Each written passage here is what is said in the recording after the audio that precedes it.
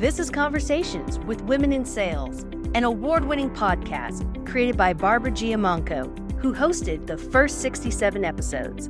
Listen to interviews with amazing women about their journeys in their sales careers, often discussing sales leadership tips, ideas, and strategies. We aim to inspire women to consider a sales career and for some women to grow into sales leadership. Men, we appreciate your allyship. And now, your host, Lori Richardson. A big thank you to our sponsor, Skillibrium, for their support of this podcast. Leave subjectivity aside with Skillibrium, where talent meets excellence and innovation to build the next generation of human-centric sales leaders and high-performing teams. I am here today with Sarah Gross. Sarah is VP of Global Enablement at RingCentral. And Sarah, it's so great to have you here. Likewise, Lori. We go way back to when my name was Sarah Frick. Yes, I'm sure I may say that at some point, but I think it was 18 maybe? Yeah. I was a recent college grad. I was having a great old time in DC. We're on the other side of that. Now I'm a mom. So it's crazy. Yeah, so we have a lot to talk about. But back then you were with Gartner, and I remember that Salesforce had panels about women in sales all around the country. And I was fortunate enough to do a few of them. And I got to come to DC and do this one. When I remember you on the panel, I remember the other panelists. And you were all so confident. And I distinctly remember that was the location where there was a woman in the audience who said something like, "How do you get that confidence?" And that was one of the first times I noticed when the panelists were all kind of like, because it's like, you've been confident for a long time. And I want to make sure we touch on that because I hear it at a recent conference I was at this past week as well, where people were asking about building confidence and being just really solid in your knowledge and in your work. Do you have any, I don't know if you remember that or if you have anything to share about that before we dive in about your history a little bit? Yeah. Confidence is one of those things that it is hard to teach someone, even to answer that on a panel. I always tell the folks that I mentor, know your brand. And when you feel really confident around that brand, create your story. And that is what builds your confidence, because telling your story immediately builds your credibility. And when you're credible, you're going to be confident. So I've always been a big fan of storytelling throughout my career. And even when I was a little kid, I used to come and pitch my parents somewhere I wanted to go on vacation or whatnot in the living room. And I remember back to that. My dad's a lawyer, my mom's a doctor. And they would always be like, "You got to go into X career because of X," right? And I ended up in sales because I was a strong storyteller from the very beginning. So I'm a big fan of know what your brand is or what you want it to be and start to write your own story. That's what confidence is to me. That's great. I actually use the arts because I remember my sister and I both did a crayon drawing for my parents about why we should get a dog. And we were talking about dogs before we started on recording, and we were selling our parents on how well we would take care of the dog. And it's so fun. What did you have to be confident about then, though? You had no money. You had no concept of what taking care of a dog should be. You told the story of the why, right? And that gave you the credibility that you could have that responsibility and you could take care of that dog. Yeah, and it's interesting. It's a male-focused term, fake it till you make it, because I think a lot of women don't like the idea of faking things, but fake it till you believe it. I've heard that as well, too. And at some point, you just have it. You feel that confidence and you realize, I still do this to this day. I'll go into some big executive thing and I think, I know more about my subject matter than anybody in there. It doesn't matter how executive they are, how C-level or executive board head they are. I know my subject matter. And Your brand. Yeah. So that's really important. I'm glad we talked on that a little bit. Did we ever talk about how you started? Because I know you were at Voresight and you were like a leader there, right? How did that happen? I graduated in one of those really fun financial crises. But in all seriousness, I shared, I came from a family where you got a degree in something, right? But I had graduated from an international business school and kind of felt like I needed to see the world before I did an MBA program or get my degree, if you will, in that. And so I came out of school and said, I don't know a lot about anything. So let me just take a job in a big city where I can get exposed to lots of different folks. I had traveled and gone to university in Barcelona, and I was a big fan of the more cultural experiences you get, the more well-rounded you are and the better decisions you make. So DC felt like the melting pot of all of the places. And Voresight was hiring, and the role was really cool because I got to be a BDR for a lot of different sales reps. So I got to see what a lot of different people did, what different industries, how companies were set up, why they were set up, what go-to-market structures looked like. And I had this weird knack where I was able to figure out, especially, I think this is the woman in me, right? How to multitask my different salespeople to get them to enough places, because a lot of them were live meetings we were setting up, and to like smack their calendar. So I ended up being the top performer. I think Steve and David would collaborate. I still am. And my best month was like 62 meetings or something crazy that I finagled all my reps being in different places. I was making a lot of money to the point where my dad, I think, thought I was like dealing drugs or something. And he was like, "What are you doing over there?" I was like, "Dad, I'm really good at this sales thing. I think I'm going to try to sell appointment setting." So Steve and David had started to expand the business. They were like, "We need someone to do this full time." And so I had this cool opportunity to run like our sales function, but I also owned CS. So I had to keep people happy and keep the numbers and adjust the BDRs on the schedule in the right way. And so I started to really feel like what it feels like to own a sales bag. I went on to have a couple of sales bags, and then I ended up at corporate executive board where right then, pre-Gartner, if you will, the executive board was rolling out Challenger sale. But we were having this really big issue where Challenger was getting adopted, but not embedded into the culture. And so there was this ongoing. So I got plopped into a project to try to figure out, okay, what does that look like? How could we create an ongoing learning program? And I was working with the John Strokers of the world and running our large enterprise business group. And so I was doing enablement. We were calling it ops at the time, but I was doing enablement in the sense of how do we take a productive rep and replicate him or her? How do we take what one good customer looked like from a rollout and standardize that and put it into a cadence, right? It's all the fun things that became this enablement world.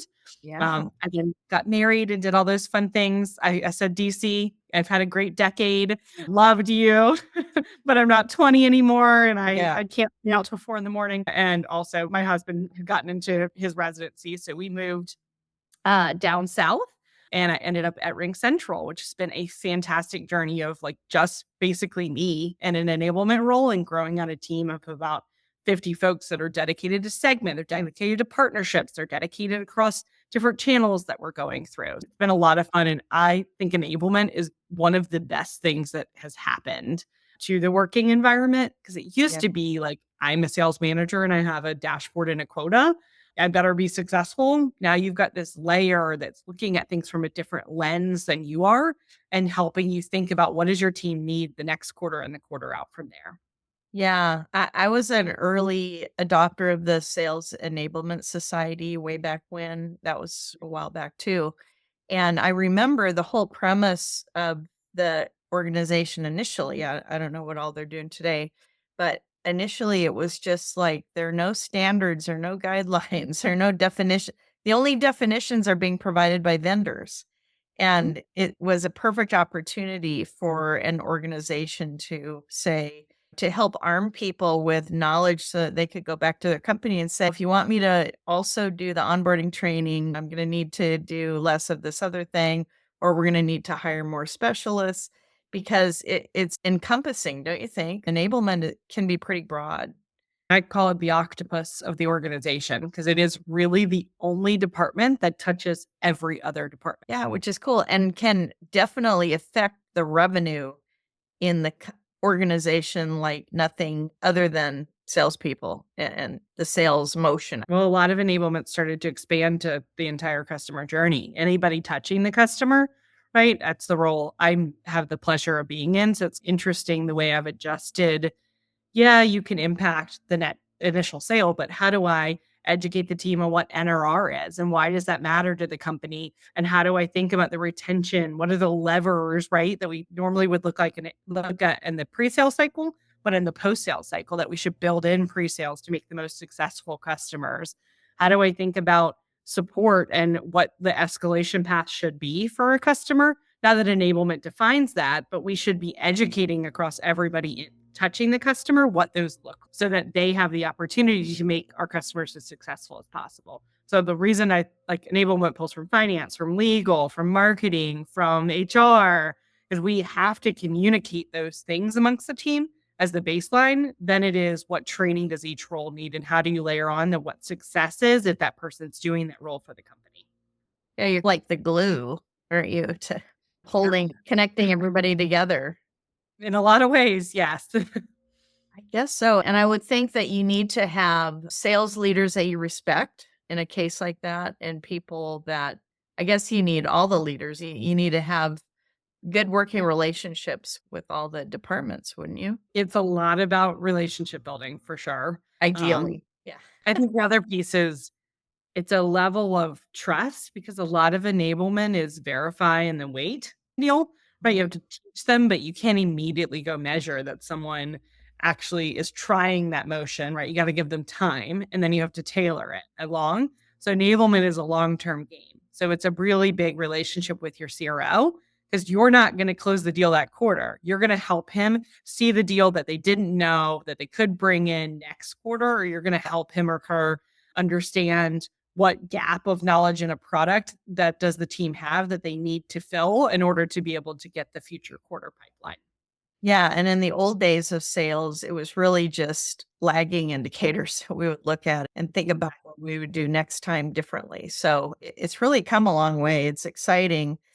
One of the things when you worked at CEB and then it became Gartner is that CEB was really good at doing surveys about women in sales. I think they were one of the most credible sources that I saw that had statistics, that had actual data about the lack of women in sales and the poor pay, the differences sometimes in pay discrepancies. And I really admired that about CEB. And then Gartner kept doing it, and they have continued to do that, which I really like. In enablement, they're more women. It's not the issue like the frontline sales roles necessarily. Yeah, there are. Lori, I'll tell you, I'm not proud though of some of the ways that I see women in enablement that are more in an EA role or chief of staff that we're calling enablement. So here's what I'll say is I think that we still need to continue to build women in sales revenue roles. And I think enablement is absolutely one of those. I would just caution that as we build up the brand of enablement, we really separate out what is enablement versus what is chief of staff, what is an executive assistant, what is a PMM role, and make sure that we build up our profession in the best ways. And I'll tell you, I haven't always been great at this in my career. It's so easy to say yes, especially when you know you can create an impact. Right. But we need to start saying, yeah, let me work with your EA to structure that. Let me work with the PMM team, right? They're responsible, but I'm absolutely will provide input. I call it the yes, but, if you will, so that we start to build it out. So I think there ended up being more women in quote unquote enablement roles. I'd be really interested after this last economic downturn, how that's shaked out. Cause I'm seeing Me a lot too. of the enablement roles then people are getting hired into as men at the front of things. Yeah. And I've actually seen a number of senior leaders who are female who have left big companies. Some have gone off on their own. It'll be interesting. I'm very curious. I hope that companies like Exactly and Gartner and others will continue to get data. LinkedIn did one in, I think it was 2014. They did a women in sales thing, and they haven't done it since then. But there is data out there that we can use because women bring a great lens. We bring a different perspective. We're important. Like you were talking about being a mom now. Think of what you know now as a mom that you didn't have before, and you didn't gain that until you went through all that. And it's something that it adds to the layers of the role, and it adds to the results, I'm sure. Yep. What I think is COVID didn't do women a great service. Yeah. That's the biggest thing I'm seeing. And a lot of women that were able to be successful is because of some of the more flexible work agreements that are no longer in place. And so, with inflation at its high and less women in the workforce than ever, I do worry. I think the biggest thing I coach the women around me to do is have your really strong brand, right? Because you can continue to be a remote hire as long as your brand is strong, right? Yeah. People will always go to bat for you if that's the case. I encourage women to stay in the workforce, even if it is at a different type of role and function. I ended up leaving one place. You could see that on my resume and coming back at a different level. And that's by design. Listen, I was here fighting at what we call an AVP level, right? We're below a VP. Mhm. And I knew that I was just as credible as my male VPs. And I said, hey, I'm leaving and it's for money and the title that I've been walking through. And this is what I deserve. And you got to get me there. And people will say, you got to put in the time, you have to go through the levels. I get it. And I don't think that men or women are judged differently on like the levels and all the time and all that jazz, because HR typically controls it. But I do think women tend to work above and beyond in certain roles, aren't necessarily recognized at that and pushed forward at the same rate. Right. If you know your brand, tell your story and get people to listen to your story. That's where men boast. I say women should tell their story. That's typically what we're more comfortable with. Yeah, I like the way you said that. Men tend to boast. I always think of it like a lot of men, not all. We have some great allies. Many of them listen to these episodes. So I appreciate that. So thank you, men. Appreciate you so much. I think that a lot of men want to be on Mount Rushmore. As women, I think of my friend Jill Conrath. She wrote 4 great books about sales, and then she said, I'm done. And she didn't need to make a movie or make videos or sell other products. She done. And unfortunately, the women coming up now don't know who she is. That's the downside of it. But we definitely look at things in different ways. And that's a good thing. I think that's one of the greatest sayings is when we can bring all those different viewpoints together. It's amazing. It's amazing. And or just look at something with a more calm demeanor. And I'm not that this is not an implication that men go in angry. I'm simply just saying that I really feel that the women I work with are able to see something from a couple different lens all at the same time. Yeah. Therefore, come in with a more rounded perspective. So I really encourage the gentlemen around me to use me to just think about something from a couple different angles, especially as a mom. You have to think about what size clothes are they wearing next? What food should they eat tonight? How do I do this? How do I do that? So I'm always triangulating, right? My next step. And that's a strength of mine versus having a decisive in the moment action that isn't. So you have to take those two things and use them together in the workplace to make the best decisions as quickly as possible. And then it works really well. That's a beautiful thing when you have all those perspectives together. It's amazing. That's what I loved about my career at RingCentral. I am the only woman on our CRO's direct reports, but I'm surrounded with men that really value that perspective, that pick up the phone and say, here's what I'm going through, Sarah. I'm tempted to do X very quickly. Help walk me through what you might do and take a step differently. I have a CRO who will turn to me and say, you're best positioned to message this to the team because you have a level of respect and here's why. Wow, that's fantastic. I'd love to see another female on the leadership team with me, and we have at different points, but I also respect that I don't need to be surrounded by people that look like me all the time. I need to be surrounded by people that respect me, and I truly believe that we have that amongst our team.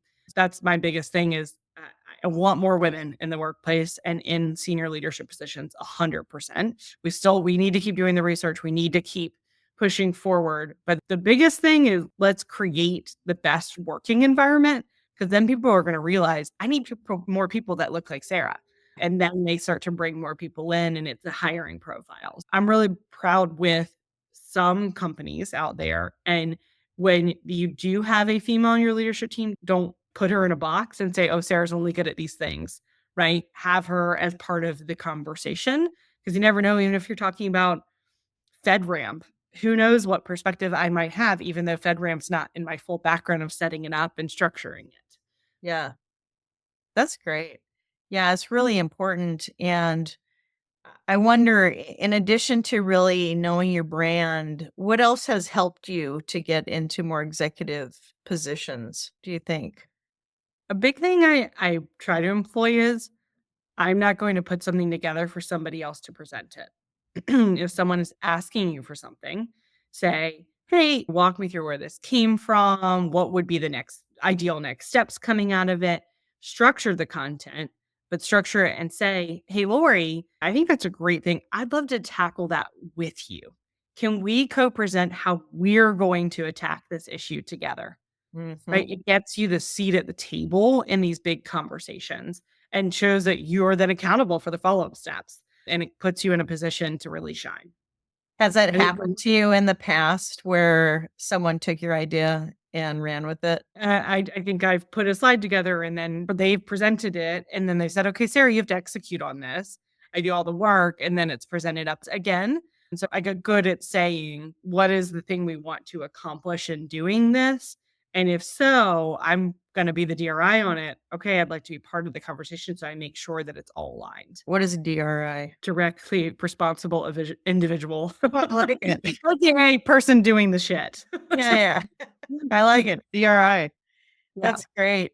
So, what do you read, or you're a busy mom? What do you listen to? Anything, podcasts or learning, or how do you learn? How do you grow? Yeah, I used to have a ton of things I'd go to all the time. LinkedIn is definitely still a source for me.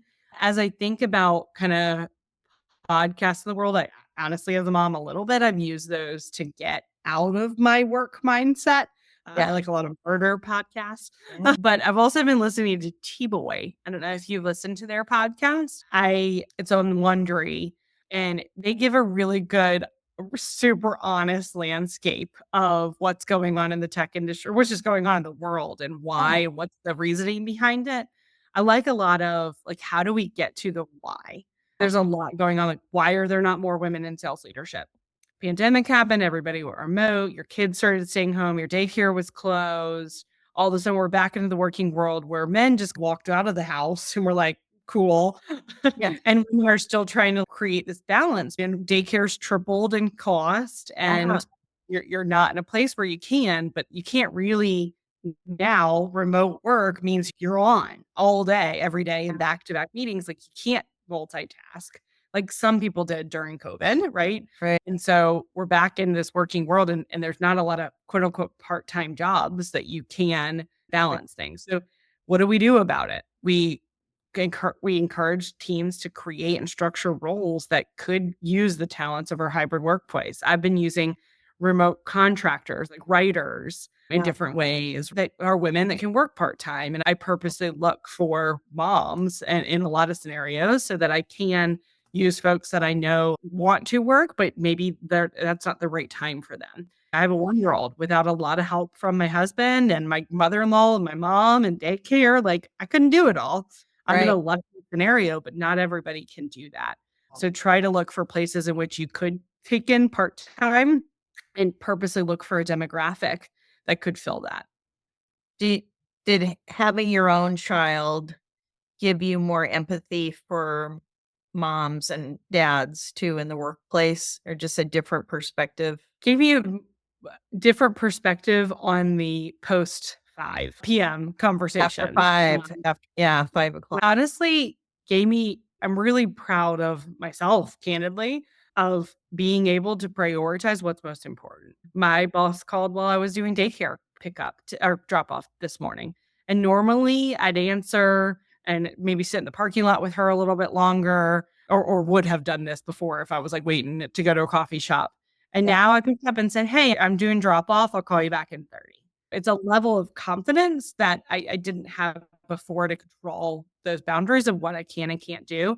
And I look back and there were so many women before I had a baby that did that I was, oh, slacker, or what is she thinking? Like they might not, you may not ever connect with them again. What if they don't get the next steps?